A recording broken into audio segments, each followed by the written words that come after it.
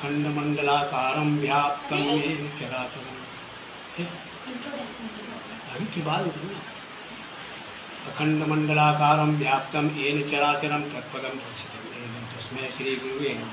सच्चिदानंदरूपाय विश्वोत्पत्ति Hathaway पातविनाशाय Shri रामचंद्राय वयं नमः। ओम पूर्णमदः पूर्णमिदं पूर्णात् पूर्णमुदच्यते पूर्णस्य पूर्णमादाय पूर्णमेवावशिष्यते। ओम अस्तो मा सद्गमय तमसो मा ज्योतिर्गमय मृत्योर्मा अमृतं गमय। ओम सर्वेषां स्वस्तिर्भवत् सर्वेषां मङ्गलं भवत् सर्वेषां पूर्णं भवत् सर्वेषां शान्तिर्भवतु। सर्वे भवन्तु सुखिनः सर्वे सन्तु निरामया सर्वे भद्राणि पश्यन्तु मा कश्चित् दुर्भाग् भवेत्।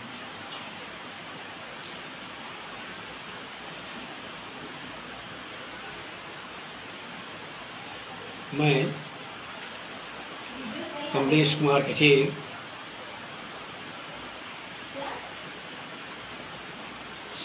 समाज के सभी मातृ एवं पितृ बंधुओं को सीताराम में जान करके हाथ जोड़कर नमस्कार प्रणाम वंदन अभिनंदन करता हूँ।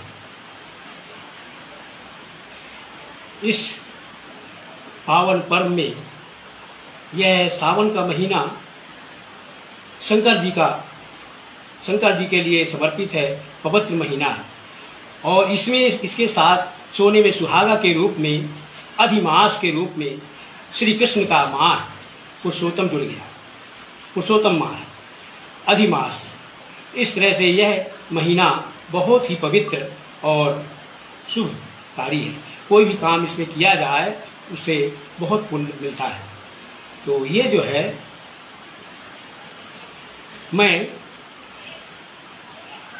सर्वप्रथम हमारे समाज के पुरोधा और अखिल भारतीय कचेर समाज के संस्थापक श्री सांवरे प्रसाद जी आर्य एवं पूर्व अध्यक्ष डॉक्टर साहब, पूर्व अध्यक्ष अखिल भारतीय कचेर समाज के पूर्व अध्यक्ष डॉक्टर साहब को और राजेंद्र कुमार, प्रवीण कचेर आदि जो भी दिवंगत हैं उन सब को अपनी भावभीनी श्रद्धांजलि अर्पित करता हूँ।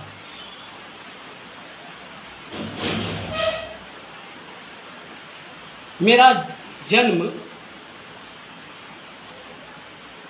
मैहर शारदा देवी नगरी और राम तपोभूमि चित्रकूट के बीच स्थित ग्राम खारी में तहसील रामपुर बघेलान जिला सतना में हुआ था। मेरे जन्म के समय मेरे माता पिता द्वारा दिया गया नाम रमेश था और दूसरी तक मैं रमेश ही नाम से, तीसरी तक रमेश ही नाम से पढ़ा।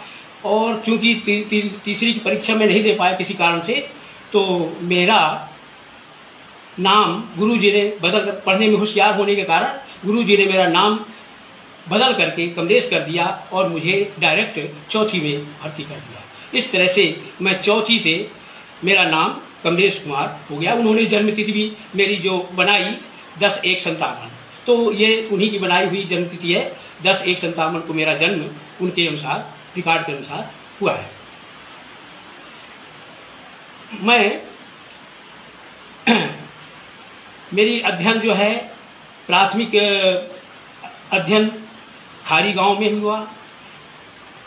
माध्यमिक 6वीं 7वीं मैंने रामपुर में पढ़ा और 7वीं से 8वीं से लेकर के पूरी शिक्षा मैंने सतना में ग्रहण की, वेंकट वन और कॉलेज में। इस प्रकार मेरी शिक्षा पूर्ण हुई। बीएससी सेकंड ईयर की परीक्षा करते हुए ही जब मैं बीएससी सेकंड ईयर पढ़ रहा था, उसी समय शिक्षक की भर्ती के लिए आवेदन किया और मेरा चयन सहायक शिक्षक के पद पर हो गया। सन 1976 में, जुलाई 1976 में मैं शिक्षक के रूप में, सहायक शिक्षक के रूप में भर्ती हो गया। इसके बाद मैं इसके पहले मेरा संघर्ष थोड़ा था। 10वीं में मेरे पिताजी आर्थिक कारण के कारण मेरी पढ़ाई छुड़वाना चाहते थे, तो मेरे मन में संकल्प था कि मैं पढ़ूंगा। तो इस तरह से मैंने उस समय संकल्प किया कि मुझे पढ़ना है, अतः मैं ट्यूशन करके अपना पढ़ाई का खर्चा निकालने लगा और मैंने 10वीं से ही मैंने ट्यूशन पढ़ाना शुरू कर दिया था। इस तरह से मैं जैसा कि 1976 में सहायक शिक्षक के पद पर भर्ती हुआ और इस तरह से मैं 42.5 साल शिक्षक की सेवा किया, शिक्षक वृत्ति के रूप में सेवा किया और जनवरी 2019 में सेवानिवृत्त हुआ। 42.5 साल की नौकरी के बाद प्राथमिक प्रधानाध्यापक के पद पर लास्ट में था और उसी से मेरा जो है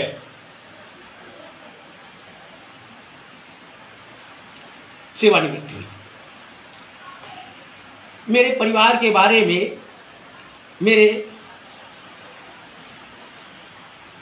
5 कन्याएं हैं, जिनमें से प्रथम कन्या आरती जो कि BA GNM ट्रेंड थी, वो उचेहरा में श्री राम गोपाल के तृतीय पुत्र संतोष के साथ ब्याही गई।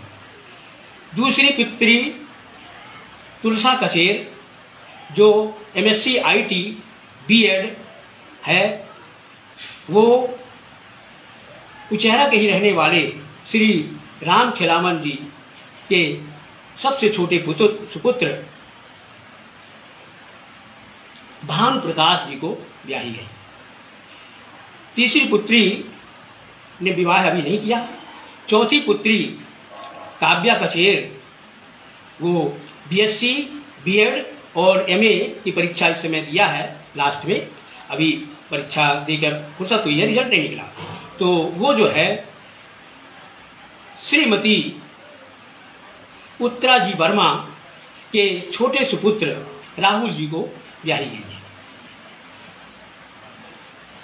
मेरी तीसरी पुत्री भारती कचेर BSc करने के बाद हिंदी से BA किया, MA किया और इसके बाद उसने JRF निकाल लिया और इस समय ग्रामोदय विश्वविद्यालय चित्रकूट से PhD कर रही है। क्योंकि उसने JRF निकाल लिया है इसलिए उसको स्कॉलरशिप भी वहाँ से मिलती है। तो ये इसके बाद हमारे 2 भाई और 2 बहन थे। 2 भाई, एक हमारे सबसे बड़े भ्राता हैं जो कैमूर में सीमेंट फैक्ट्री में काम करते थे और वहीं से सेवानिवृत्त होकर के वहीं निवासरत हो गए। मेरी सबसे बड़ी बहन जो स्वर्गीय हैं श्री शंकर लाल कचेर जी को ब्याही थी, सतनई में है वो भी। और सबसे छोटी बहन उर्मिला जो रहिवाड़ा में लाला राम जी को ब्याही थी, स्वर्गीय हो गए, वो लाला राम जी स्वर्गीय हो गए। इस तरह से और मेरे बब्बा 2 भाई थे। सबसे बड़े हमारे बब्बा स्वर्गीय श्री राम सहाय जी थे। उनके 2 पुत्र थे, स्वर्गीय गयादीन कचेर और स्वर्गीय साधुलाल कचेर। स्वर्गीय गयादीन कचेर के हम 2 पुत्र हुए, हम और हमारे बड़े भाई साहब। और साधुलाल जी के 5 पुत्र थे, 5 पुत्र हैं। उनमें से सबसे बड़े उमेश जो कि रामपुर में रहते हैं। इसके बाद लल्लू, राजू और लखन ये सतना में ही आजकल रह रहे हैं। सबसे छोटे लवकुश हैं, वो बेसुरपुर में रहते हैं। इस प्रकार ये हमारे परिवार का परिचय हुआ। इसके बाद हमारे बब्बा के छोटे जो भाई थे श्री द्वारका प्रसाद जी, स्वर्गीय श्री द्वारका प्रसाद जी कचेर, उनके 3 पुत्र थे। सबसे बड़े राम दुलारे जी थे जिनके 2 लड़के, एक सत्यनारायण वर्मा, 3 लड़के, एक सत्यनारायण वर्मा जो रायपुर में रहते हैं, दूसरे राम नारायण वर्मा जो सतना में ही रहते हैं, और तीसरे रघुवीर प्रसाद वर्मा जो कि स्वर्गवासी हो गए हैं। दूसरे श्री द्वारका प्रसाद जी के दूसरे पुत्र थे रामावतार जी। उनके 3 पुत्र हैं, संतोष, श्याम और राम, जो कि सतना में ही रहते हैं। सबसे छोटे पुत्र उनके रामदीन, जो रामदीन के 4 पुत्र हैं, संदीप, रवि, अमित और नीरज, जो कि सीधी में रहते हैं। इस प्रकार हमारे ये परिवार का पूरा परिचय हुआ। अब मैं आपके सामने योग का प्रदर्शन करूंगा। तो पहले है, मैं शीर्षासन करने जा रहा हूं। भारत छोटी, थोड़ा सा खड़े ले लो मोबाइल। तो पहले मैं शीर्षासन के बारे में बताऊं। शीर्षासन जो है, तो इससे रक्त संचरण पूरा हृदय से पूरा ऊपर के अंगों तक होता है, जिससे कि सभी अंगों को पोषक तत्व पर्याप्त मिलता है, ऑक्सीजन पर्याप्त मिलती है, जिससे रोग निरोधक क्षमता बढ़ती है। तो अब मैं शीर्षासन का प्रदर्शन कर रहा हूं। देखिए, इसमें जो है पूरा सीधा, सिर नीचे और पैर ऊपर।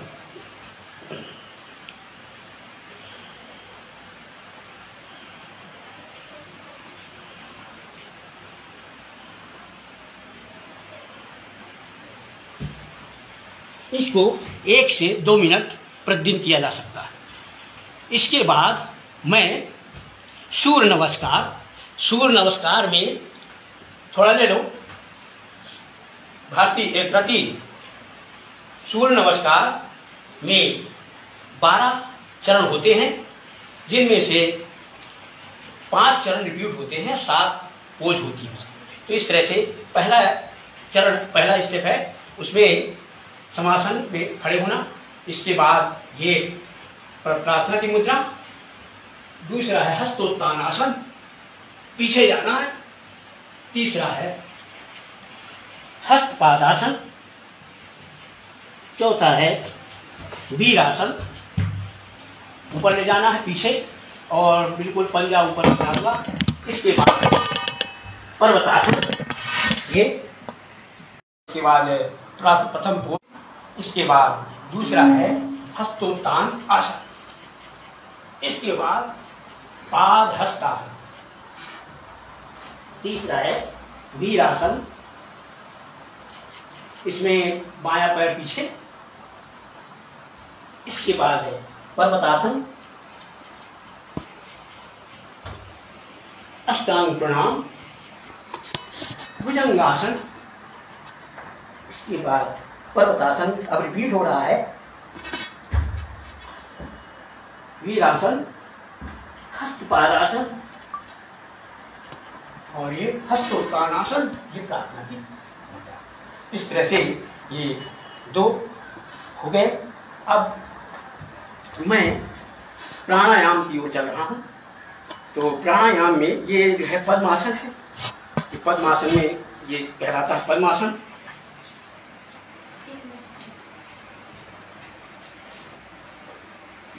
प्राणायाम से संबंधित कुछ टेक्निकल वर्ड्स होते हैं, उनको मैं बताता हूं। उसमें श्वास लेना, श्वास अंदर भरना पूरक कहलाता है। अंदर ही श्वास को रोकना आंतरिक कुंभक, श्वास को बाहर छोड़ना रेचक और बाहर श्वास को छोड़ करके रोके रहना ये बाह्य कुंभक कहलाता है। इस तरह से ये 4 चरण इसमें होते हैं प्राणायाम में। फिर प्राणायाम में जैसा कि है 2 नासिकाएं होती हैं। नासिका में 2 छिद्र होते हैं।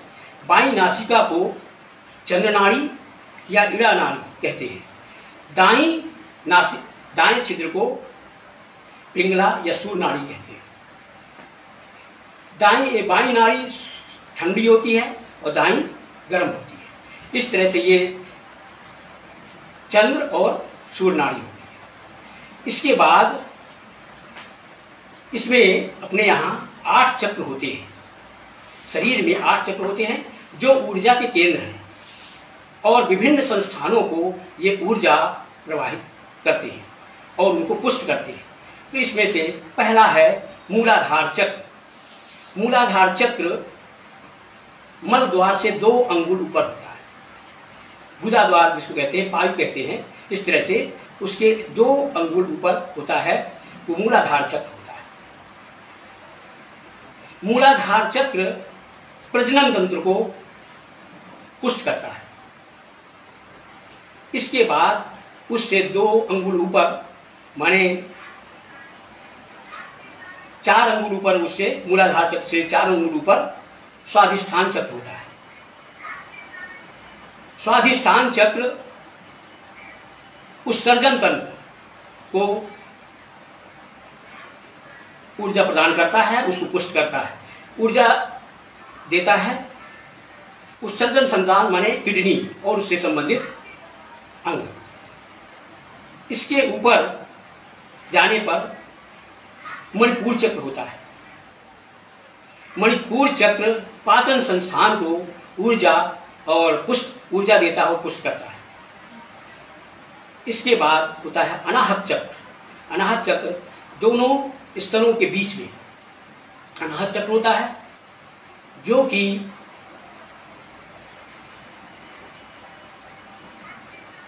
हृदय और रक्त परिसंचरण संस्थान को पुष्ट करता है।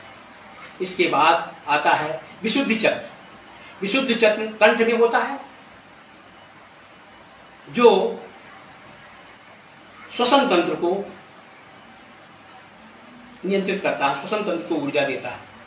इसके आगे जाने पर और ऊपर जाएंगे तो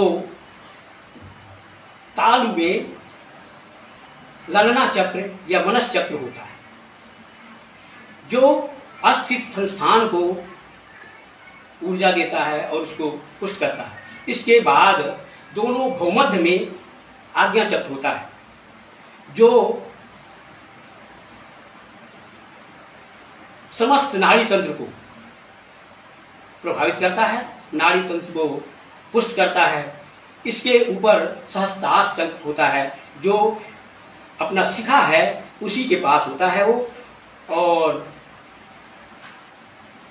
वो अंतःस्रावी ग्रंथियों को प्रभावित करता है। इस तरह से हमारे ये चक्र जो हैं ऊर्जा के केंद्र हैं और विभिन्न संस्थानों को ये ऊर्जा देते हैं और पुष्ट करते हैं। तो ये जो है हो गई चक्र की बात। इसके बाद हम आगे प्राणायाम के कुछ अभ्यास बताते हैं आपको। तो पहला प्राणायाम का अभ्यास है भस्त्रिका।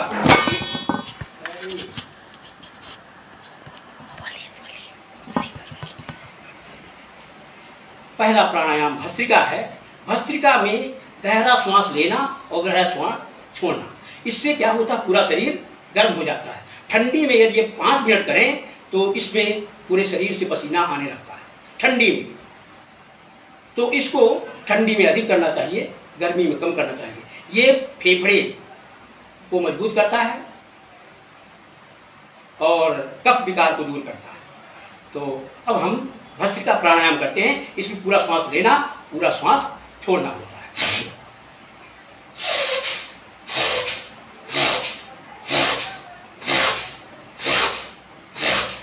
ये जो है, इसको जो है 1 सेकंड में 1 बार, इस तरह से 1 मिनट में 60 बार होता है।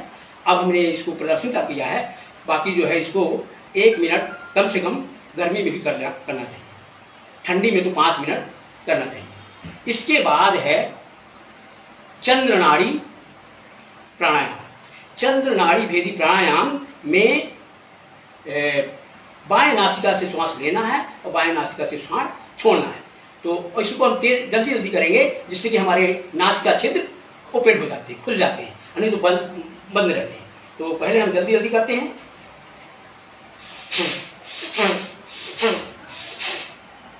इसी का दूसरा चरण है बाएं से लेना और दाएं से छोड़ना।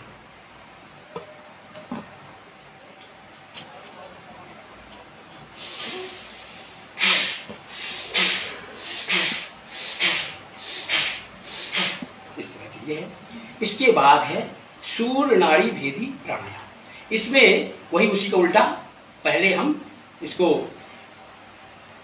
दाएं से ही लेंगे, दाएं से ही छोड़ेंगे पहला अभ्यास, दूसरा अभ्यास दाएं से लेकर के बाएं छोड़ेंगे। तो देखिए ये जो है पूरे शरीर को गर्म करता है, क्योंकि ये नाड़ी सूर्य नाड़ी गर्म होती है। सूर्य तो देखें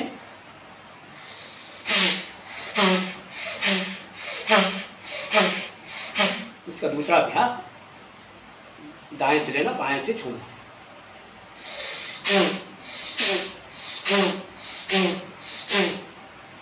इसी को हम कुंभक के साथ, आंतरिक कुंभक के साथ करते हैं तो और अधिक लाभ मिलता है। तो इसमें जो है उसी प्रकार इसमें जो है कुंभक और रेचक उसमें संबंध होता है 142, 1 4 2, माने एक जैसे 4 गिनती तक हमने लिया तो 16 गिनती तक उसको रोका और 8 गिनती में उसको छोड़ा, और इसको हम थोड़ा बढ़ा देते हैं तो ये 18 गिनती तक हम उसको रोकते हैं। तो इस तरह से 1 मिनट में ये पूरा राउंड हो जाता है।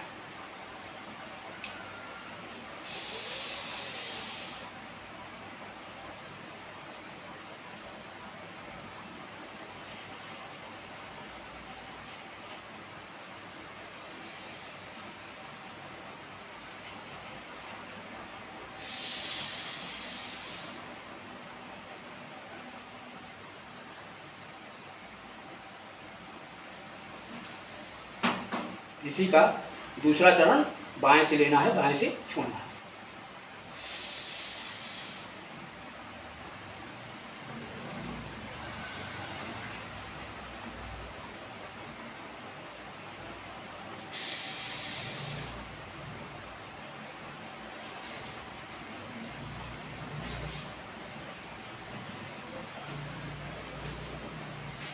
इसके साथ हम मंत्र का जाप भी कर सकते हैं। 2 अक्षर का मंत्र जैसे राम राम, मानसिक जाप राम राम, शिव शिव, कृष्ण कृष्ण, हरि हरि, इस तरह से हम 2 अक्षर का नाम मानसिक रूप से जाप भी कर सकते हैं। इसके बाद हम दाईं नासिका से लेंगे और बाएं से छोड़ेंगे और कुंभक करेंगे कुंभक के साथ।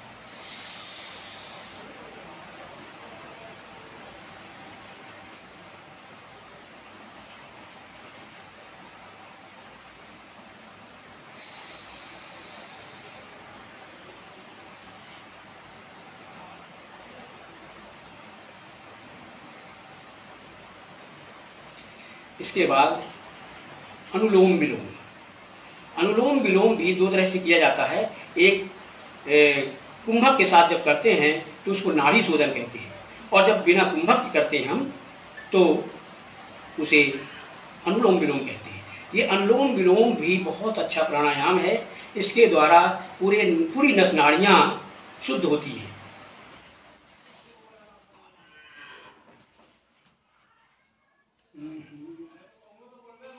चलेगा नहीं? चले? तो ये जो है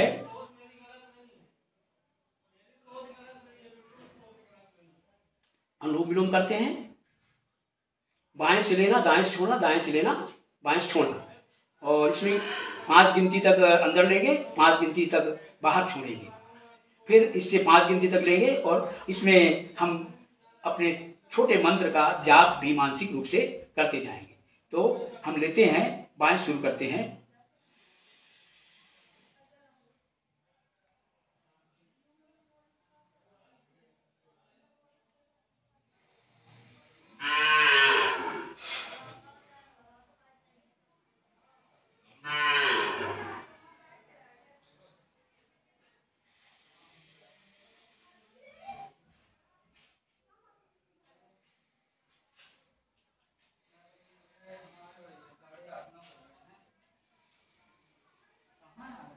इस प्रकार ये जो है 1 मिनट में 3 बार होता है।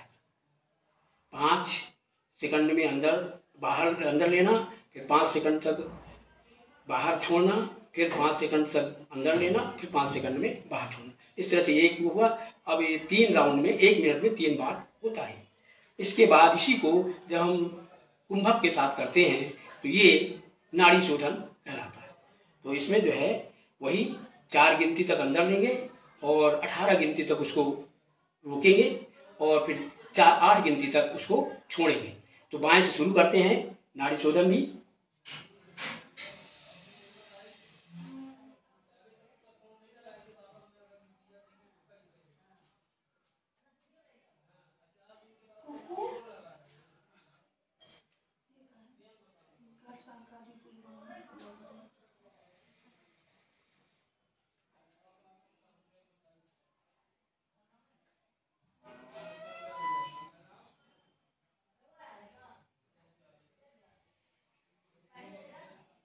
ये एक राउंड हमने किया। इस तरह से इसको मैंने 5 से 10 मिनट तक करना चाहिए और 1 मिनट में 3 राउंड होता है।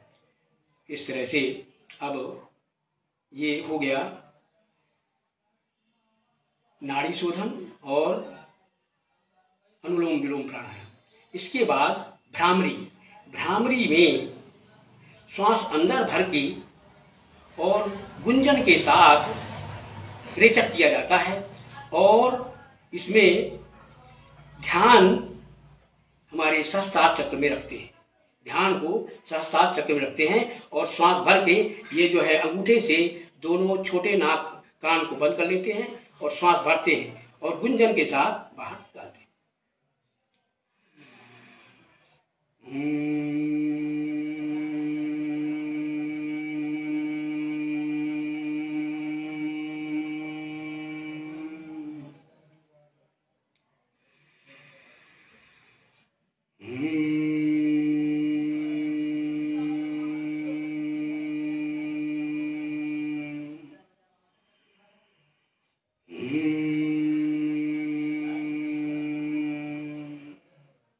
इस तरह इससे जो है हमारी स्मरण शक्ति बहुत तेज होती है। इसको जो है 7 बार 11 बार करना चाहिए।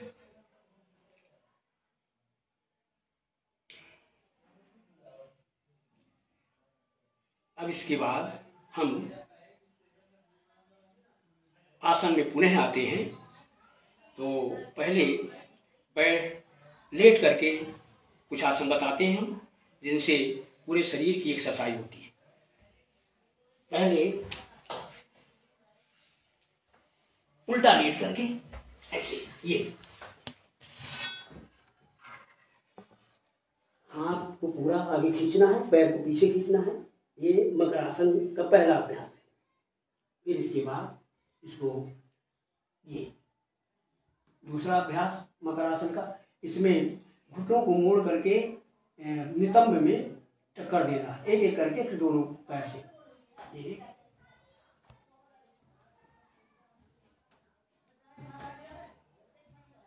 दोनों पैर से। इस तरह से ये घुटनों के दर्द के लिए बहुत अच्छा प्राणायाम, घुटनों के दर्द के लिए बहुत अच्छा प्राणायाम तो आसन है, सारे आसन।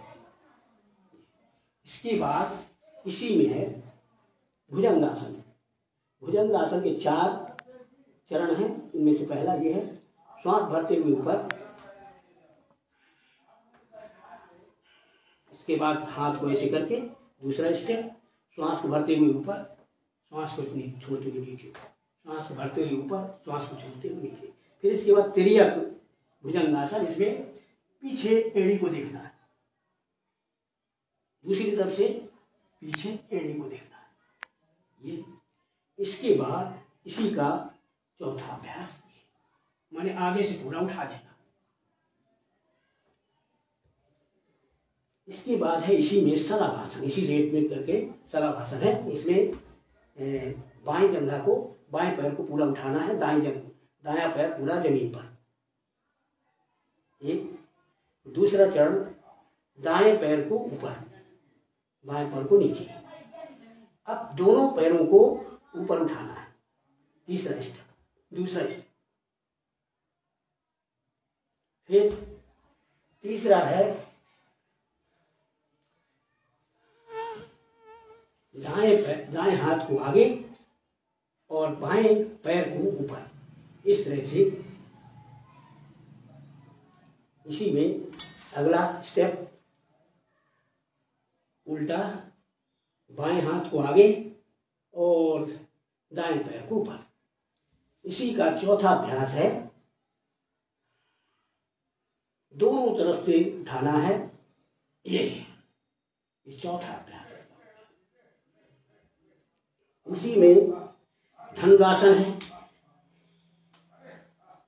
धनुरासन में ये दोनों तरफ से अपने को उठा देना है। ये लाभ अपने आप पता चलते ही करने पर कि हमको कौन से अंग में कौन से आसन से लाभ मिल रहा है, अपने आप पता चलते हैं। बताने की जरूरत नहीं होती, न रटने की जरूरत होती, अपने आप अभ्यास से पता चलता है। इसके बाद सीधा लेट करके ये सीधा लेट करके पहला पादवृत्तासन, बाएं पैर से शुरू कर रहे हैं, ऐसे ये घुमाना है, राउंड अप करना है, पादवृत्त बनाना है, बड़ा से बड़ा वृत्त, उल्टा इसी का ये। इसके बाद दाएं पैर से ये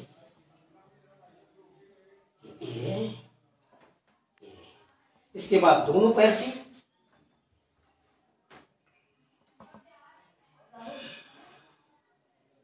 उल्टा, क्लॉकवाइज और एंटी क्लॉकवाइज दोनों तरह से करते हैं। ये हो गया। फिर इसी में अगला अभ्यास है अर्धहलासन। ये एक पैर से, फिर दोनों पैर से। इसको, इससे जो है चर्बी दूर होती, मोटापा दूर होता है इसको। लेकिन ये जो है अभ्यास के लिए एक एक दो बार करके बताते हैं। इसको कम से कम 15-15, 25-25 बार करना चाहिए, जिससे कि लाभ मिलता है। इसके बाद है द्विचक्रिका आसन, या जिसको साइकिलिंग कहते हैं। एक पैर से साइकिल चलाना, अब उल्टा कर लें, उल्टा चलाएं पैडल को, ये। फिर इसके बाद दोनों पैर से सीधा, इसके बाद उल्टा इसी में ये हो गया। इसके बाद इसी में होता है, पेट के लिए बहुत अच्छा है। पेट उखड़ा हो तो आप उत्तान पादासन करें, और उसके साथ यदि कपालभाति करेंगे तो उखड़ा हुआ पेट बैठ जाता है। ये ऊपर 30 डिग्री का कोण बनाते हुए पैर को उठाना है, 30 डिग्री का कोण, और कपालभाति करना है।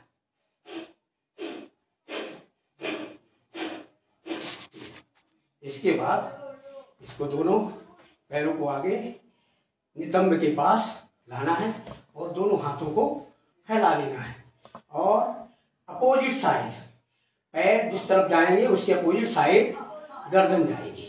ये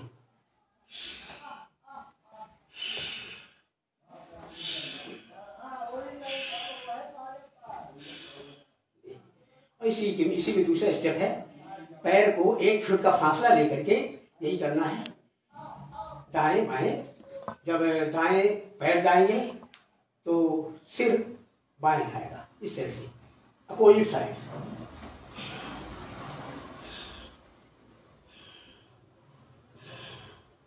इसके बाद इसी का तीसरा चरण है, दाएं पैर को बाएं हाथ के पास ले जाना है। ये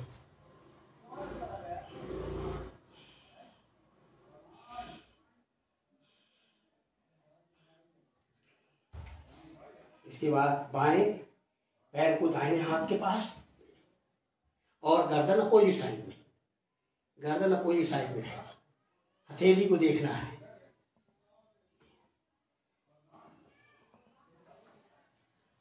इसके बाद इसी में है पाद अंगुष्ठ नासिकासन।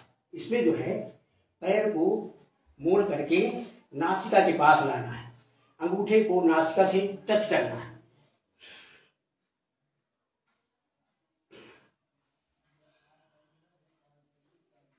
ये नासिका पाद अंगुष्ठासन हो गया। इसके बाद है पवन मुक्तासन। पवन मुक्तासन करने से पेट की गैस है दूर होती है, गैस की प्रॉब्लम समाप्त होती है। ये इसको ऐसे बंधन करके और बिल्कुल गर्दन के पास लाना है।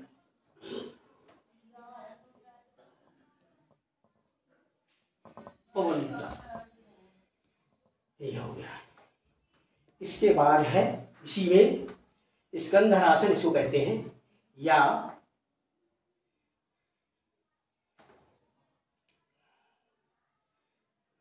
सेतुबंधासन। इनसे कंधे मजबूत होते हैं, कंधे की एक्सरसाइज होती है। इसको पूरा शरीर पूरा जो है ऊपर कर देना है। ये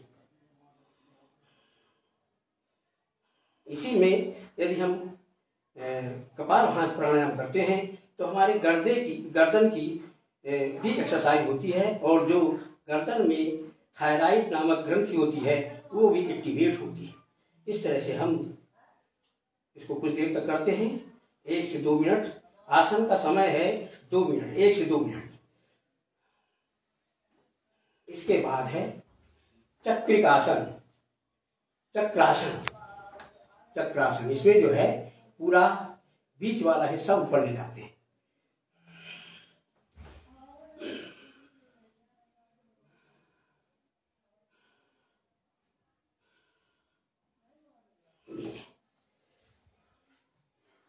इसके बाद बैठकर किए जाने वाले आसन दिख रहा नहीं? ये इसमें जो है देखिए, पहले उंगली का अभ्यास, पैर की उंगलियों को आगे पीछे आगे पीछे। इसके बाद पूरे पंजे को आगे ले जाना है, जिससे कि नीचे वाले हिस्से का व्यायाम होता है। इसके बाद इसी को राउंड अप कर लें। इसके बाद इसको दाएं जंघा में, दाएं पैर बाएं जंघा में करके इसको इस तरह से, ये गुल्फ जो होता है ना, यहाँ का एक्सरसाइज होता है। इसके जोड़ खुलते हैं और ये है इस तरह से। ये सूक्ष्म व्यायाम भी कहलाते हैं।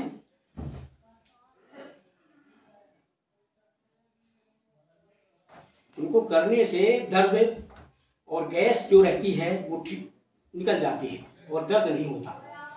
इसके बाद है ये इसी को बीच में लाना, और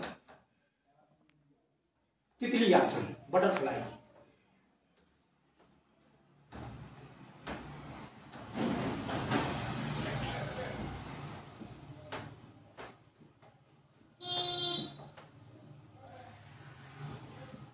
बटरफ्लाई हुए।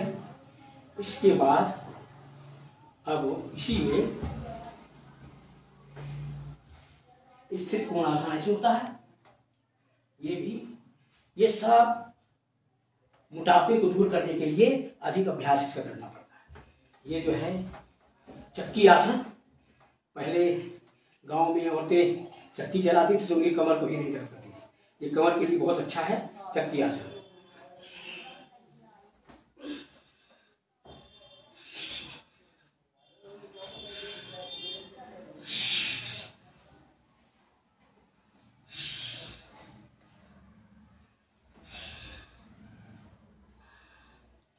इसके बाद जानुशिरासन। इससे जो अपान वायु है ऊपर को उठती है। इसको जो है एड़ी को मल द्वार के पास ले जा करके, और इस तरह से ये जानुशिरासन या महामुद्रासन कहलाता है। इससे जो है प्राण माने अपान वायु ऊपर उठती है, और अपान वायु प्राण वायु जब मिलती है तो ये बहुत अच्छी मृत्यु, जब मिलते हैं दोनों बहुत अच्छी मृत्यु मानी जाती है। इसके द्वारा मृत्यु जो होती है प्राण वायु, अपान वायु और प्राण वायु के मिलने से। अब आगे हम झुकते हैं इसको, और जैसे जोर जबरदस्ती बहुत नहीं करना, आराम से करना है। जैसे यदि घुटने में माथा टच हो जाए तो ठीक है, नहीं तो आराम से ऐसे वैसे प्रयास करना चाहिए, पर बहुत जोर जबरदस्ती नहीं करना चाहिए। फिर इसके बाद ऐसे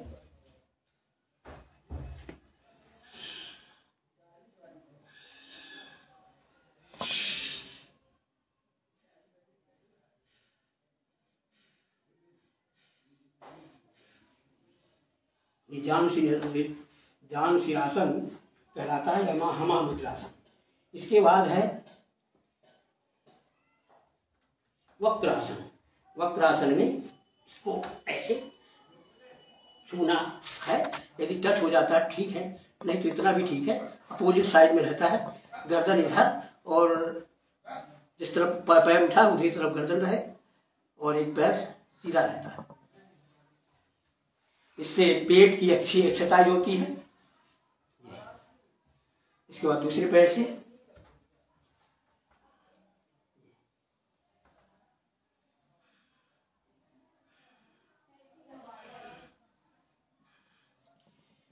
इसके बाद है गोमुखासन। गोमुखासन, ये एड़ी में बैठ जाना है और इसके बाद ये ऐसे पोज बनाना है। जो पैर ऊपर है वही हाथ ऊपर और पीछे से दूसरा हाथ, इस तरह से इसको ले लेना है।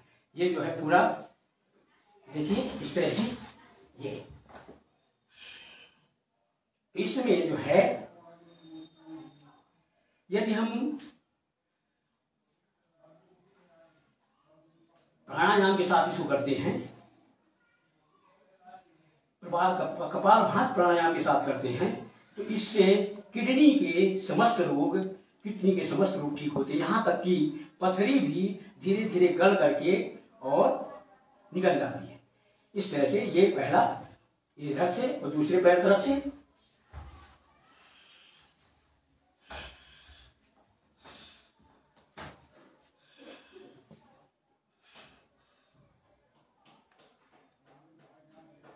इसको कपालभाति के साथ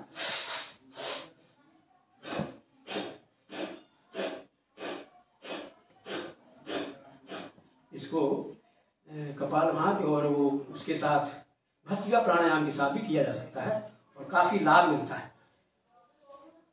यदि हम आसन के साथ प्राणायाम करते हैं तो उससे दुगना लाभ मिलता है। ये गोमुखासन है। गोमुखासन किडनी के लिए बहुत लाभदायक होता है, किडनी के लिए। इसके बाद है ये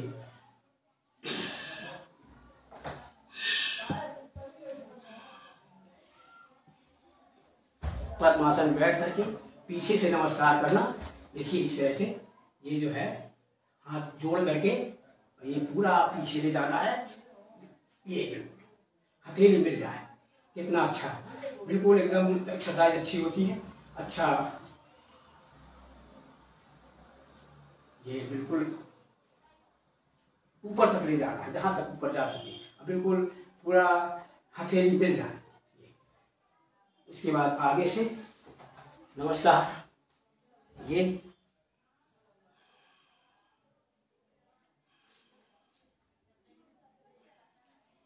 इसी में होती है ये सिद्धासन।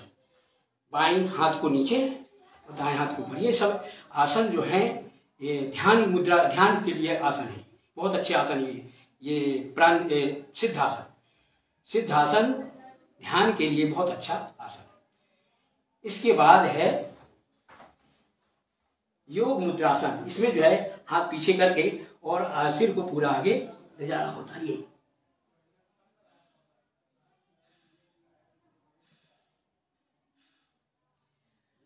इसी में करते हैं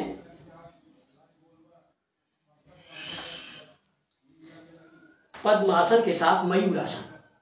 पद्मासन के साथ मयूरासन बहुत अच्छा आसन है, पेट के विकार के लिए बहुत अच्छा। ये मयूरासन,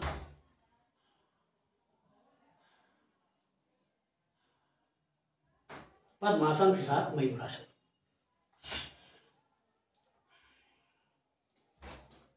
इसके बाद ये है वज्रासन में बैठना। भोजन के बाद यदि हम 5 मिनट तक वज्रासन में बैठते हैं तो हमारा भोजन बहुत अच्छी तरह पचता है, गैस नहीं बनती है।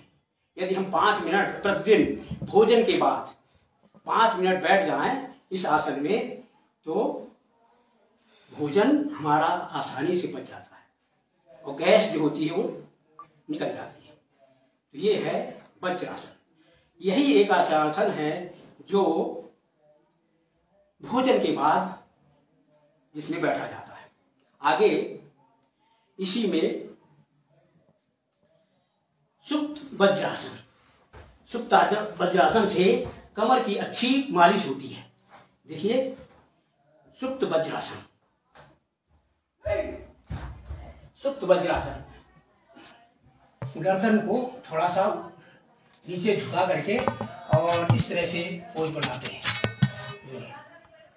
इसमें जो है, और इसमें जो है हम कपालभाति भी कर सकते हैं। बहुत अच्छा आसन है कमर के लिए। कमर दर्द से बहुत राहत मिलती है। आप करेंगे तभी इसका लाभ पता चलेगा कि इससे कमर में क्या लाभ मिलता है। ये हो गया सुप्त वज्रासन। इसी में है चंद्रासन। पीछे झुकना है, जितना झुक सके। कमर की अच्छी एक्सरसाइज ये भी है। इसके बाद इसी में है उष्टासन।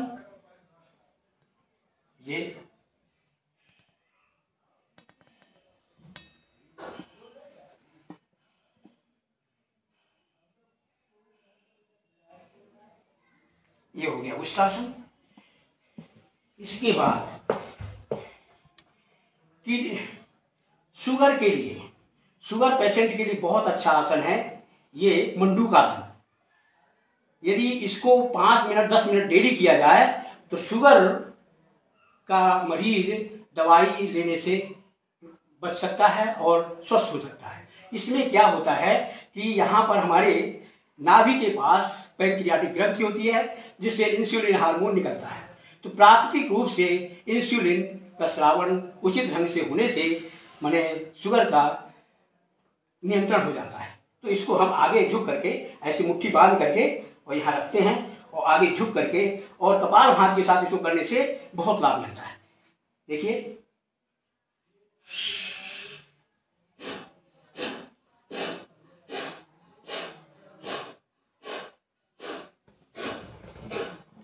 क्या होता है, इसमें जो है पेट में दबाव पड़ता है और हमारी जो है पैंक्रियाटिक ग्रंथि जो है एक्टिवेट होती है जिससे इंसुलिन हार्मोन का स्राव होता है। इसी का दूसरा है बाएं हाथ को नीचे दाएं हाथ को ऊपर करके आगे इसी तरह से झुकना है और कपालभाति करना है।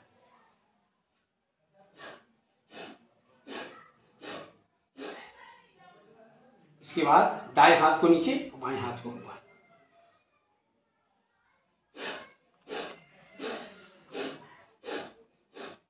ये जो है मंडूकासन के तीनों अभ्यास हो गए और तीनों अभ्यास किया जाए तो गारंटी के साथ है कि धीरे धीरे, लेकिन थोड़ा सा इसमें हमको धैर्य की जरूरत है। तुरंत ठीक नहीं होता, इसके लिए हमें अभ्यास करना तब होता है, बढ़ाना पड़ता है अभ्यास को, तभी हमको इससे निजात मिलता है। यदि हम चाहें कि तुरंत ये करें और तुरंत हमको लाभ मिल जाए तो नहीं होता। जैसे कि उसमें जो हम दवाई खाते हैं, गोली खाते हैं इंसुलिन की, तो उससे क्या होता है हमारी जो पैंक्रियाटिक ग्रंथि अनएक्टिव हो जाती है और फिर हमको जिंदगी भर दवाई खाना पड़ता है। और यदि हम इसको करें तो हमारी प्राकृतिक रूप से माने पैंक्रियाटिक ग्रंथि एक्टिवेट हो जाएगी और इंसुलिन की हमको गोली या इंजेक्शन लेने की जरूरत नहीं पड़ेगी। तो हमें थोड़ा धैर्य की जरूरत है। तो ये हो गया मंडूकासन। इसके बाद है शशांकासन। इसमें शशांकासन में क्या होता है कि क्रोध पर नियंत्रण होता है। इसको हाथ ऊपर करके और आगे ले जाना है, गर्दन को बिल्कुल जमीन में रखना है। ये है।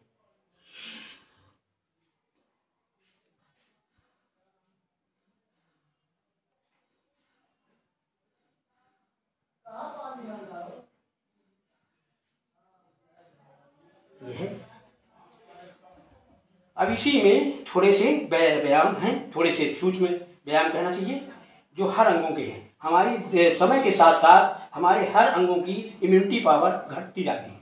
तो यदि हम निरंतर अभ्यास करें तो हमारी इम्यूनिटी पावर उसी तरह से बनी रहती है। अब जैसे धीरे धीरे हमारी कान की शक्ति भी घट जाती है, सुनाई कम देना शुरू होता है। यदि हम इसको डेली अभ्यास करें 3 से 5 बार तो निश्चित है कि हमारी कान की शक्ति उसी तरह बनी रहेगी। इसको जो है श्वास भर के और प्रेशर डालना है, श्वास भरना है, फिर इसके बाद दोनों नासिकाओं को बंद कर लेना है और प्रेशर डालना है। इससे क्या होता है कि कान के पर्दों की एक्सरसाइज हो जाती है, कंपन होता है उनमें।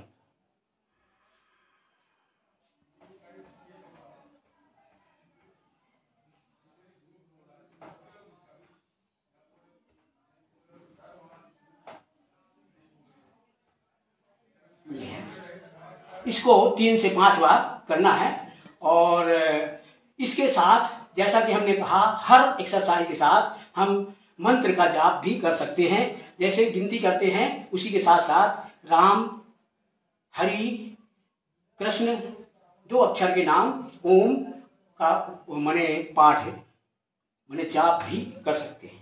तो ये हमारा हुआ कान का अभ्यास। इसके बाद आंख के लिए आंखें आगे रखना है और हमको अंगूठों के देखना है और श्वास छोड़ते हुए, श्वास भरते हुए आगे, श्वास छोड़ते हुए पीछे।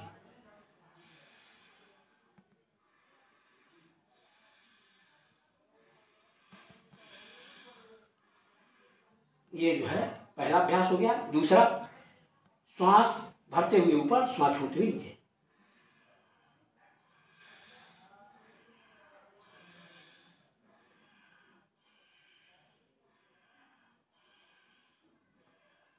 ये इसके बाद लेफ्ट राइट, हमको नजर जो है अंगूठे के नाखून पर रखना है और गर्दन को इधर उधर नहीं करना, सीधे नेत्र गोलक जाएगा।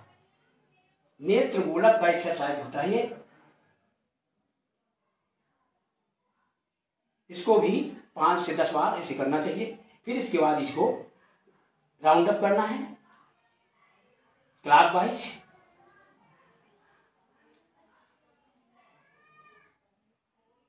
Anti clockwise.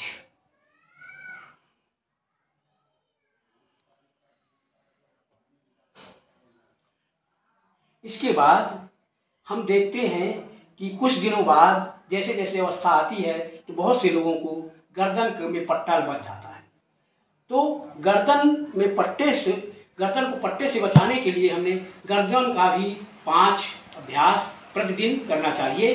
और यदि हम करते हैं तो हमारे गर्दन में पट्टा बंधने की संभावना घट जाती है। तो पहला अभ्यास है श्वास छोड़ते हुए नीचे, श्वास भरते हुए ऊपर।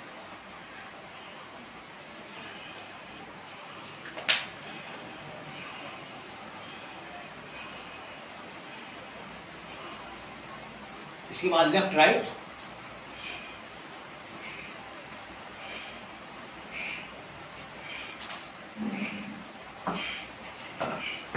इसके बाद तीसरा अभ्यास, हमको कंधे नहीं उचकाना है, कंधे के पास गर्दन को ले जाना है। ये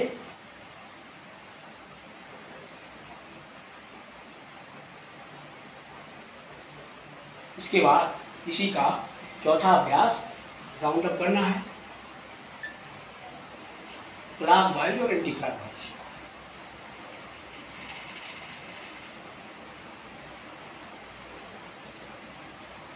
इसके बाद ये जो है अंगुलियों को ऐसे जैसे खरगोटते हैं, साधारण भाषा में जो बोलते खरगोटना कहते हैं, इससे हमने हमारी अंगुलियों के पोरों का जोड़ खुलते हैं। ये इसके बाद इसको हमारे यहाँ हथेली के इस भाग में पॉइंट होते हैं, किडनी के, पैंक्रियाज के और लीवर के, हार्ट। इस तरह से जब हम इसको करते हैं तो श्वास भरते हुए इसको आगे लाना है और इसको रोक के रखना है। फिर इसके बाद श्वास छोड़ते हुए आगे ऐसे खोलना है। श्वास भरते हुए बंद करना है और रुकना है 2-3 सेकंड, 5 सेकंड रुकना है, जिससे इसमें पॉइंट में प्रेशर पड़े और वो एक्टिवेट हो। इसके बाद श्वास छोड़ना है। इसके फिर ऐसे इस तरह से इसको 10 से 15 बार करना है। इसके बाद ये जो है एक अगला अभ्यास अंगुलियों का, ये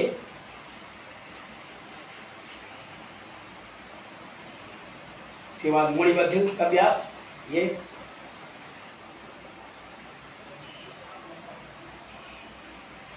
उल्टा इसके बाद कंधे के लिए ये अभ्यास है।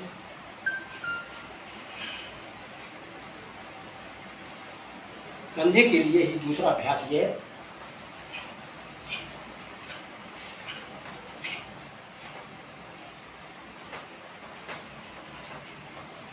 इस तरह से ये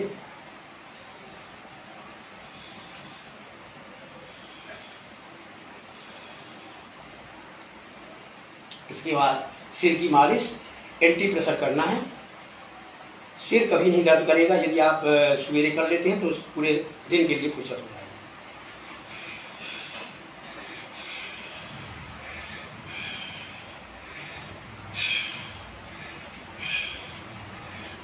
4-5 बार ऐसे, फिर इसके बाद आगे से,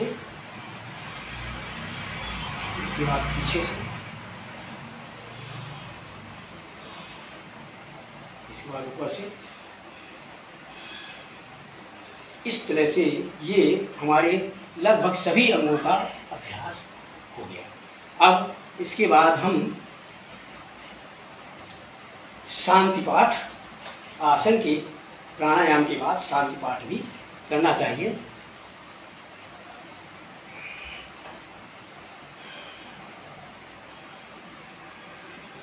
ओम द्योः शांति अंतरिक्षवं शांति पृथ्वी शांतिरापः शांति रोषधयः शांति वनस्पतयः शांति विश्वदेवः शांति ब्रह्म शांति सर्वं शांति शांतिरेव शांति सामा शांतिरेधि। ओम शांति शांति शांति ओम। इसके बाद ताली बजाना है। ताली 3 तरह से बजाना है। एक बार जो है हथेली के नीचे वाले हिस्से को यहाँ प्रेशर करना है, यहाँ पॉइंट होते हैं, एक्टिव प्रेशर होगा। तो इस तरह से 1 2 3 4 5। इसके बाद आगे वाले हिस्से में यहाँ भी पॉइंट होते हैं, उनको भी। इसके बाद ऐसे बीच में इस तरह से ये हुआ। इसके बाद जो है पूरी ताली को, पूरे हाथ की ताली को बजाना है और इस तरह से एक्टिव प्रेशर होता है।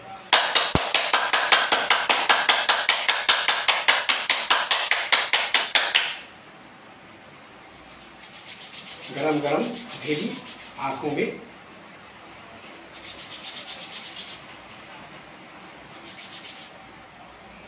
ये हमारा आसन और प्राणायाम का कार्यक्रम समाप्त हुआ। अब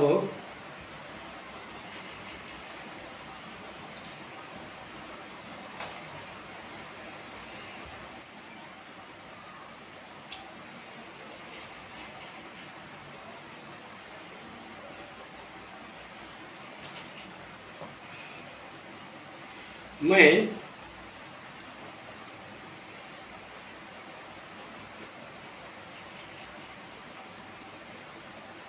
12 मई 2018 को होने वाले मैहर सम्मेलन के बारे में कुछ जानकारी देना चाहता हूँ।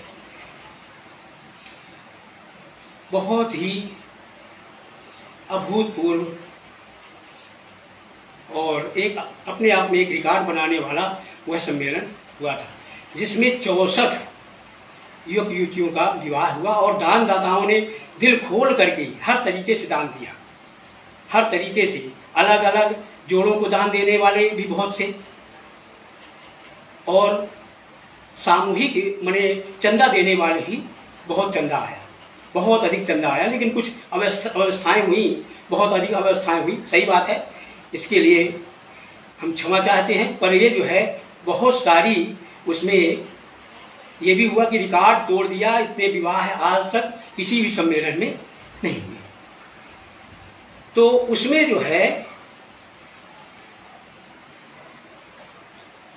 मैं बताऊं, कुल आय जो है उस सम्मेलन में कुल आय हुआ 11,12,069 रुपये। 11,12,069 रुपये की आमदनी हुई, जिसमें से 6,79,800 328 रुपये व्यय हुए और 4,32,741 रुपये शेष बचे। जो शेष बची रकम वो श्री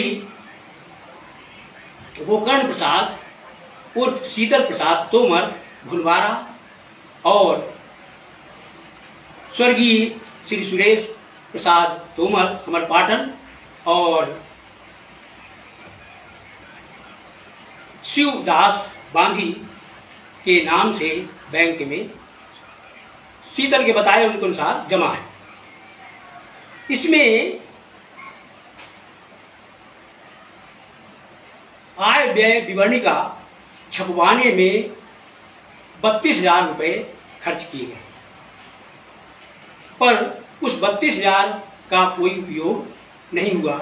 मेरा विनम्र आग्रह है शीतल उर्फ गोकर्ण प्रसाद से कि वो पत्रिकाएं जो छपाई गई हैं उन्हें समाज में वितरित किया जा सके, वितरित किया जाए, ताकि उससे समाज को जो उसका गाढ़ी कमाई का व्यय हुआ है उससे जानकारी तो मिले और उसको जो है। तो मेरा विनम्र आग्रह है, कोई द्वेषवश नहीं है, विनम्र आग्रह है कि वो जो हैं उस पत्रिकाओं को आखिर पड़ी हुई हैं कबाड़ के रूप में तो वितरित की जाए, तो जिससे लोगों के पास पहुंचे और उनको जानकारी हो। तो मेरा विनम्र आग्रह है शीतल प्रसाद उर्फ गोकर्ण प्रसाद तोमर भुलवारा से, क्योंकि वही जो हैं अध्यक्ष थे और उन्हीं के पास पूरा पैसा माने खाता, बैंक खाता भी उन्हीं के पास है। तो इस तरह से और मेरा समाज के लिए आग्रह है कि समाज को एक होकर के आपसी खींचतान को छोड़ करके एक होना चाहिए और एक ऐसे स्थान पर जहां अधिक से अधिक लोग उपस्थित हो सके वहां पर पदाधिकारियों का चयन किया जाना चाहिए। ये नहीं कि क्षेत्रीयता को देख करके कि हम दिल्ली में हैं तो दिल्ली में बुला करके और अपने पदाधिकारियों को चयन कर लें और यहाँ वाले यहाँ कर लें। तो इस तरह से ये जो है बहुत जो बुरी स्थिति है समाज की, विघटन हो रहा है। इससे एक तो वैसे भी समाज अपना बहुत छोटा है और दूसरे इसमें इस तरह की यदि आवश्यकता हो सब इकट्ठा हो, यदि किसी पद के लिए सहमति ना बने तो गुप्त मतदान भी कराया जा सकता है। इस तरह से यदि हम अलग अलग ढंग से उकरेंगे और यह 4 लोग 6 लोग अध्यक्ष को चयनित कर लेंगे तो वो मान्य नहीं होगा और मान्य कहाँ होता है।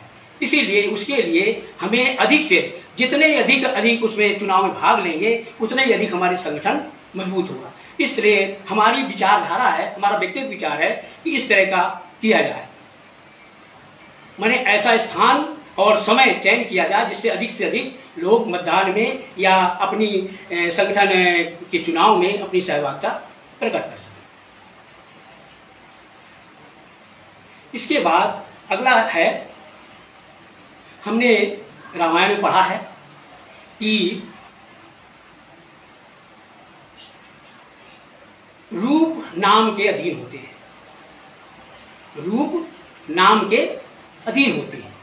तो जैसे कि अजामिल ने मात्र नारायण नारायण पुकारा, नारायण, और जबकि उसने अपने बच्चे को पुकारा था, लेकिन नाम से जो है, नाम नारायण भगवान का भी है, तो नारायण नाम पुकारने से नारायण के पार्षद आ गए।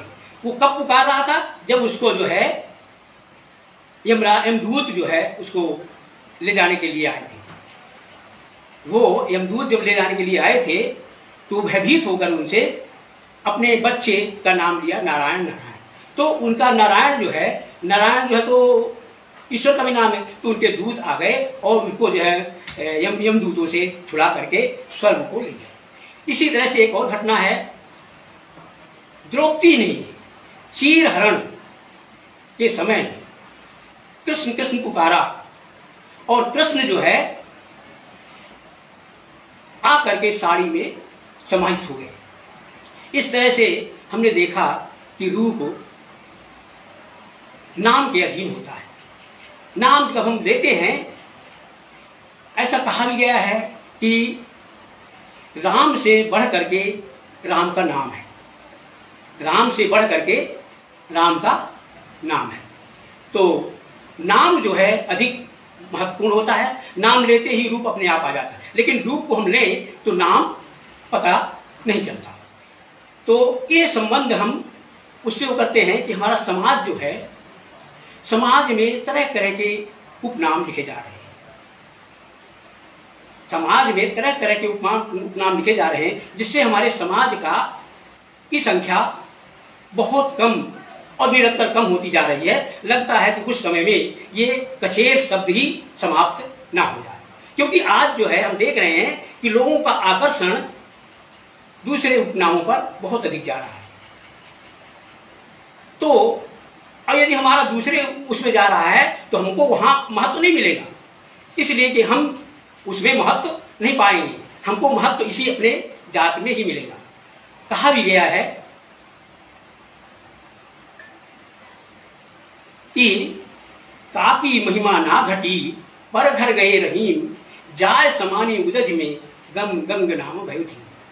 माने गंगा जब तक बाहर रहती है, बहती रहती है, तब तक उसका बहुत अधिक सम्मान होता है, उसको आदमी प्रणाम करता है, पूजा करता है। और वही जब गंगा समुद्र में जाकर मिल जाती है तो उसका नाम समाप्त हो जाता है। इसी तरह से हमारे जो बंधु हैं, मैं उनको गलत नहीं कहता, अपनी पीड़ा है, अपनी पीड़ा व्यक्त कर रहा हूं कि मैंने समाज में इस तरह से कम होती जा रही है। आज हमारे समाज में संख्या वैसे भी कम है और इस तरह से और भी कम होती जा रही है। यदि हम कहते हैं कि फलाने हैं और यदि हम अगल बगल बैठे हैं तो हमको पता नहीं चलता कि यदि सरनेम अलग अलग है तो हमको पता नहीं चलता कि ये हमारे समाज के। इस तरह से हमें इस पर भी थोड़ा सा ध्यान देना चाहिए। फिर अगली स्टेप है नशा। नशा जो है जीवन को बर्बाद कर देता है, जीवन, धन और परिवार तीनों को बर्बाद करता है नशा। नशा करना हमारा अधिकार नहीं है। हमारा ये शरीर देवालय है, इसके हर अंग में देवता का वास है।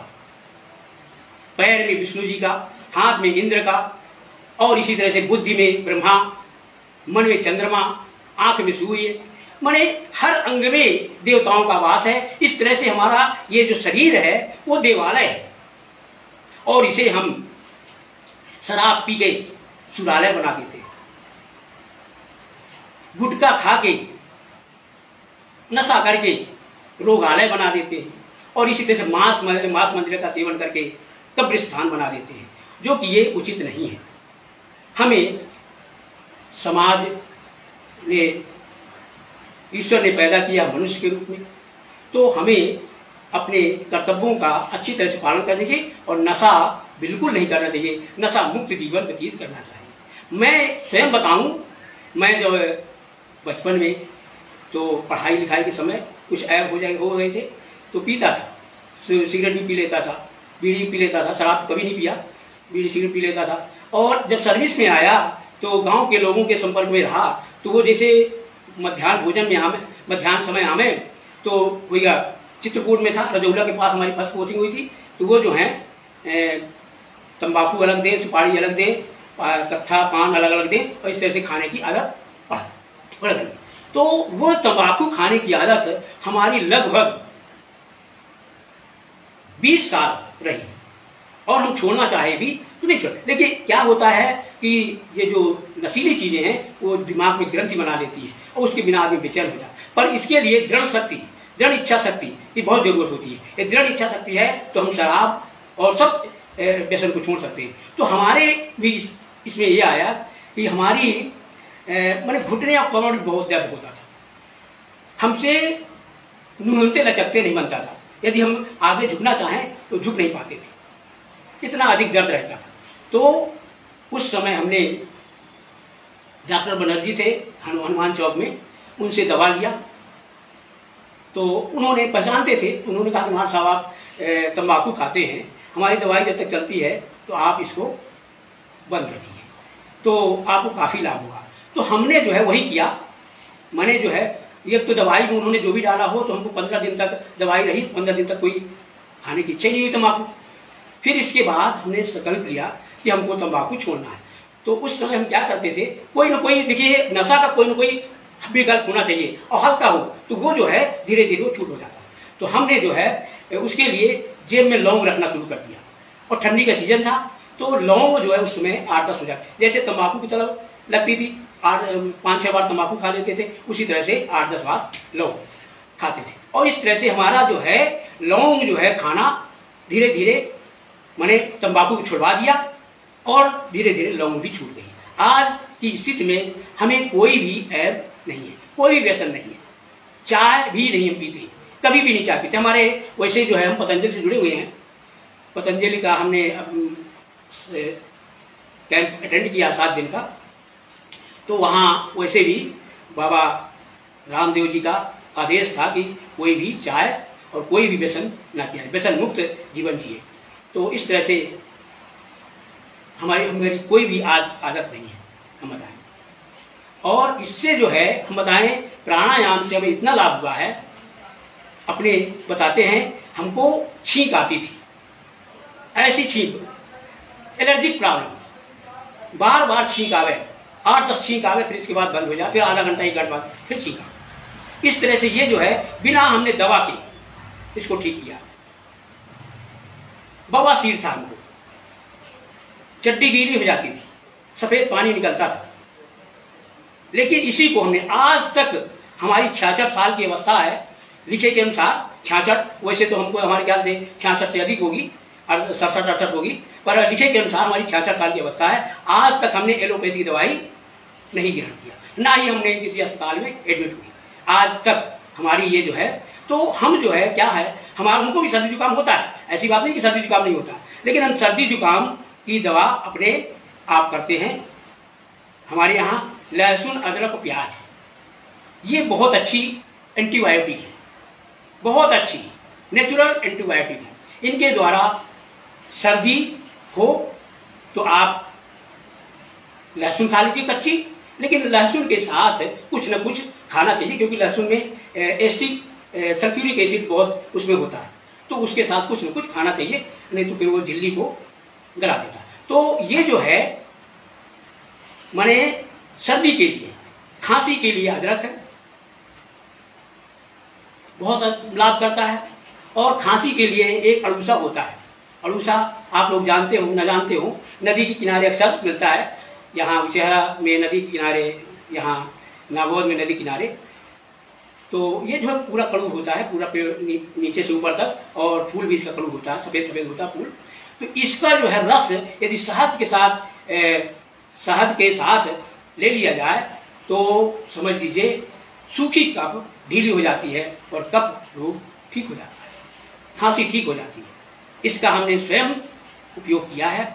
और समझ लीजिए एक बार मेरी चुनाव में ड्यूटी लगी, नागौद में ठहरे थे, नागौद से उचारा के पास मतदान केंद्र में जाना था, हमारी लास्ट पोलिंग थी। रात को वहीं उचेहरा में नागौद में रहे, तो सोए रहे, बगल में एक आदमी थे, तो हमको खांसी आवे तो उनको भी नींद ना आवे, तो उन्होंने एडवाइस किया हमको कि सर आपको खांसी आती है, आप ऐसा करिए अड़ूस की पत्ती और शहद का रस ले लीजिए, आप ठीक हो जाएंगे। तो हम समझ लीजिए ऐसे ही हमने किया और 3 खुराकें हमारी बिल्कुल ठीक हुई। और जबकि हम उसी समय आर के गुप्ता के यहाँ ट्यूशन पढ़ाते थे और वो डेली खूब दवाई थे, एलोपैथिक दवाई, उससे कोई आराम नहीं हुआ। हमने देखा कि एलोपैथिक दवाई सिर्फ जो है रोग को दबा देती है, क्योर नहीं करती, वो बिल्कुल क्योर नहीं करती, वो रोग को दबा देती है। तो हमें जो है एलोपैथिक की ओर कम जाना चाहिए, हमें जहां तक हो सके आयुर्वेदिक और ये योग प्राणायाम, हमारे शरीर के अंदर पूरी रोग प्रतिरोधक क्षमता है, हर चीज है हमारे शरीर के अंदर, बाहर जाने की कोई जरूरत नहीं है। यदि हम अपने शरीर के अंदर देखें तो हर रोग की दवा है। एक तो देखिए जो साधारण सी हम प्राणवायु लेते हैं, प्राणवायु जो है इतनी अधिक औषधि गुण उसमें है कि वो हर रोग को ठीक कर देती है, कैंसर वगैरह सब इससे ठीक होते हैं। हाँ, इसके लिए है उसका सही ढंग से प्राणायाम माने प्राण का नियंत्रण अच्छी तरह से और विस्तार उसका ठीक होना चाहिए। जब हम प्राणायाम करते हैं तो हमारे फेफड़े का 80% 60% उपयोग होता है, और जब हम ऐसे साधारण सांस लेते हैं 20-25% ही फेफड़े का उपयोग होता है। इस तरह से प्राणायाम के द्वारा अधिक से अधिक ऑक्सीजन प्राणवायु हमारे शरीर के अंदर पहुंचती है और रोग प्रतिरोधक क्षमता बढ़ती है। हमारे यहाँ हम बताएं आपसे, ये आंख के नीचे मक्खी के बराबर मसा था और वो बढ़ता ही जा रहा था। हमने थोड़ा खरोच दिया और यही हमारी आसन प्राणायाम करने की आदत थी शुरू से। हम जब सर्विस में आए हैं तभी से हमारी ये आदत बन गई थी, तो वो धीरे धीरे अपने आप बिगाड़ हो गया। ये जो कपालभाति प्राणायाम है इतना अच्छा है कि इससे अंदर की गांठें जो हैं वो घुल जाती हैं और ये आठों चक्रों को जागृत करता है। तो इस तरह से ये, और यदि हम जो है नशा की बात कर रहे थे, नशा में तो यदि हम इन प्राणायामों को करते हैं तो हमारी जो है मन शक्ति, मानसिक शक्ति बढ़ती है और हम जो है इसका प्रतिरोध माने नशा का प्रतिरोध, नशा को छोड़ने का अभ्यास कर सकती है। नशा जैसा कि बताया हमने कि पूरे शरीर को, घर को और समाज को ही बर्बाद कर देता है। इसलिए कि वो जो है नशा में जब होता है तो चेतन शून्य हो जाता है और अपराध प्रवृत्ति हो जाती है उसकी, पैसा नहीं मिलता, चोरी करता है। इस तरह से तो नशा जो है शरीर को भी बर्बाद करता है और मन मस्तिष्क को भी बर्बाद खराब करता है। इसके बाद हम आते हैं स्वास्थ्य पर।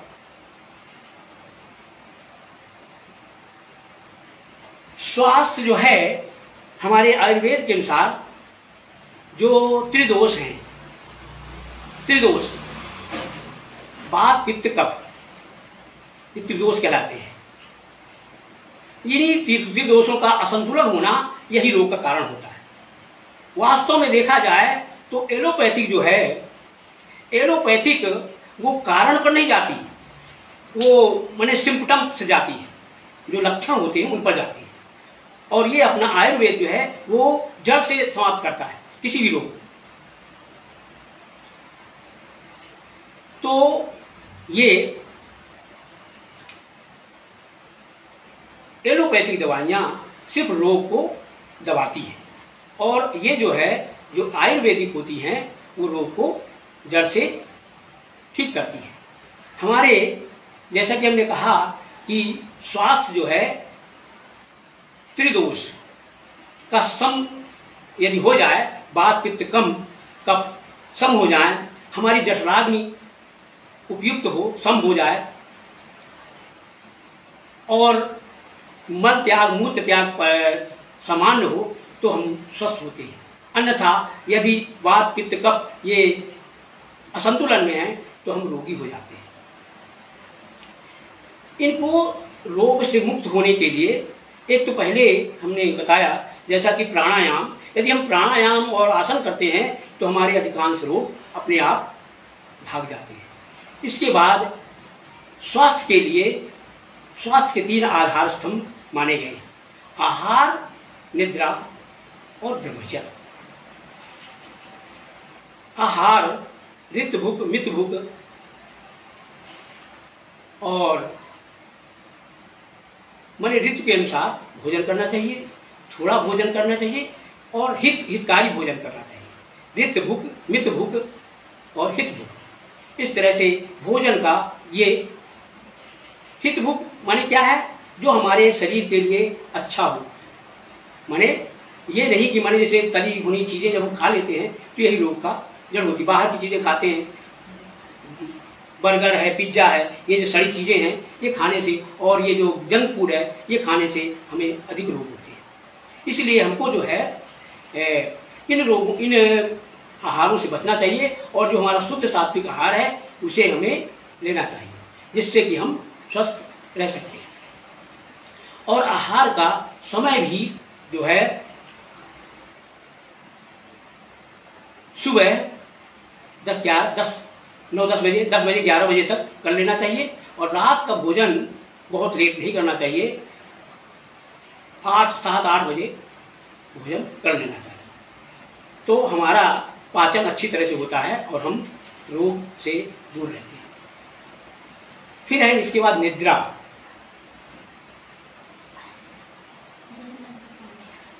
निद्रा जो है, निद्रा के लिए सबसे उपयुक्त समय होता है 9 से और 4। वैसे 6 घंटे की नींद पर्याप्त होती है, 10 से 4 भी सो सकते हैं। 10 से 4 यदि सोते हैं आप तो भी पर्याप्त, माने 6 घंटे की नींद पर्याप्त होती है। आप जो है तो निद्रा के लिए सबसे उपयुक्त समय है 10 से 4, और ये 6 घंटे की नींद पर्याप्त होती है। दिन में नहीं सोना चाहिए, दिन में सोने से रोग आते हैं। इसके बाद है ब्रह्मचर्य। ब्रह्मचर्य का मतलब होता है, वैसे तो साधारण भाषा में यही है कि वीर का रक्षण ही ब्रह्मचर्य है, पर और भी इसके साथ बहुत सारी जुड़ी हैं। सत्य का शरण ना हो, ये जो है ब्रह्मचर्य है। तो ये है। नवयुवकों के लिए मैं यही संदेश, नवयुवतियों के लिए मैं ये संदेश देना चाहता हूं कि वे अपने जीवन को व्यवस्थित रखें, नियमित रखें, अनियमित नहीं, नियमित रखना। अर्थात सुबह जल्दी उठना, early go to bed and early to rise makes a man healthy, wealthy and wise. तो जल्दी उठना और जल्दी सोना स्वास्थ्य के लिए अच्छा होता है। जल्दी कहना चाहिए कि ब्रह्म मुहूर्त में हमेशा ही जग जाना चाहिए। ब्रह्म मुहूर्त में जो होता है उसकी बुद्धि अच्छी नहीं रहती, उसमें तनाव रहता है। इसलिए बुद्धि सही रखने के लिए ब्रह्म मुहूर्त में जगना अच्छा। ब्रह्म मुहूर्त में कॉस्मिक एनर्जी अच्छी रहती है, स्वच्छ वातावरण रहता है। तो इस तरह से हम उनके लिए यही कहेंगे कि जल्दी सोएं, जल्दी उठें और व्यसन से मुक्त रहें, व्यसन से दूर रहें। कोई भी व्यसन, जैसे मोबाइल का भी व्यसन आजकल बहुत प्रचलित है, तो मोबाइल जो है उतना ही चलाना चाहिए जितना जरूरी हो। जैसे नॉलेज के लिए, ज्ञान के लिए, देखिए मोबाइल में दोनों चीजें हैं, लाभ भी है, हानि भी है। लाभ तो ये है कि माने बहुत सारी चीजें उसमें जानकारी रहती हैं, उसी के द्वारा आप पढ़ करके अच्छे पद में जा सकते हैं, उसके द्वारा ज्ञान प्राप्त होता है। लेकिन उसमें बहुत सी कुरीतियां भी भरी होती हैं, उनसे दूर रहना और उसका अधिक उपयोग नहीं करना, कम से कम करना। इस तरह से नवयुवकों के लिए हमारे यही संदेश है। और बाहर की चीजें कम खाएं और ये जो जंक फूड है इसका सेवन नहीं करें और नियमित दिनचर्या रखें। इसमें जो है नियमित दिनचर्या के लिए कहना चाहिए कि 1 घंटा जो है दैनिक क्रिया के लिए, दैनिक कार्यक्रम के लिए, 2 घंटा परिवार के काम के लिए, और इसी तरह से 6 घंटे सोने के लिए, और इसके बाद जो बचता है समय लगभग 14 घंटे परिश्रम के लिए करना चाहिए। 9 नीतियां अपने जिस